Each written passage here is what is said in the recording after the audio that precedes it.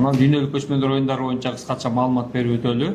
Негизги биздин жыйындын максаты ушул болуп аткандан кийин биз ошол Нурсултан мырза айткандай 31 август ачылыш аз эми биздин Бишкек шаарында өтө турган болсо, командалардын келүү күнү бул 29 август. 29 августтан баштап биз кабыл алабыз жана аларды ушул ысык көлдөгү пансионаттарга жайгаштырабыз. Ал эми 31 август күнү ушул ысык көлгө жайгашкан бардык делегаттарды Бишкек шаарына өзүбүз сопровождение менен машина автобустар менен алып барып ачылыш аземине катышып, анан түнү менен кайра ысык көлгө келип жайгашабыз. Жана 1 сентябрдан баштап мелдештерибиз расмий башталат. 6 сентябрга чейин. Мелдештерди кече өзүңүздөр көрдүңүздөр. 4 локацияда өтөт. Ипподромдо ошол биздин ат чабыш, байге түрлөрү, аркы Колизейде 4 спорттун түрү, көгөрү, көкпар, тейнеңмей жана эреңиш, одарспак деген. Жана Евразияда биздин интеллектуалдык оюндарыбыз тогуз коргоо, мангала, овария деп. Жана кырчында эң негизгиси дагы оюндардын бири. Ал жакта кече биздин сиздерден дагы барып келди. Салбурун жана куш салуу деген спорттун түрлөрү. Жана кээ бир көргөзмө оюндар да бар. Сумо, сырым деген дагы неолимпийский спорттун түрлөрү бар. Жалпысынан ушундай биздин локацияларыбыз, программабыз. Жана калган сөздөрдү буюрса кеңешип, сурообуздарга жараша жооп берип талкуулайбыз.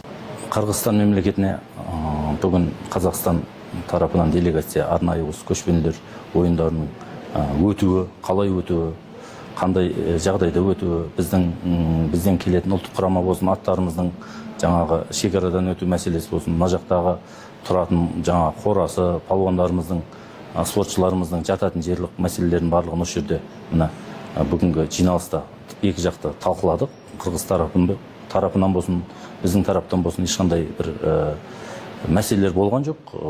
Кыргыз мемлекети жан болсо көчмөндөр оюндарын уюмдастыруу комитети барлыгы көчмөндөр оюндарына тыңгылыкты дайын экендерин жеткизди. Биздин аттарымыздын, спортчуларымыздын жататын жери, шөп жемин барлыгы дайын экенин, сосын коопсуздук маселелеринде барлык колго алып аткандарын айтты. Эч кандай проблема болмайтынын айтты.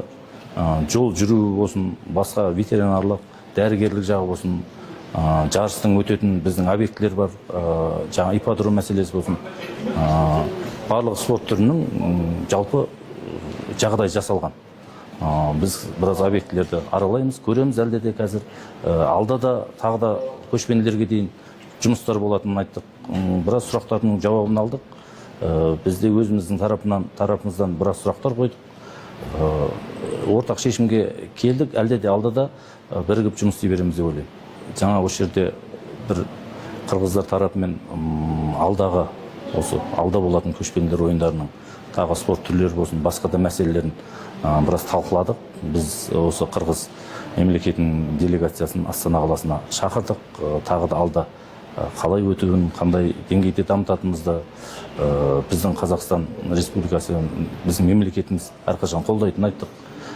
Астанага чакырдык. Делегация келсе, онда да биз осы көчмөндөр оюндарын талкуулайтын болобуз. Спорт түрлөрүнүн ичинде onun дисциплинасы бар, салмак дәрежелері бар.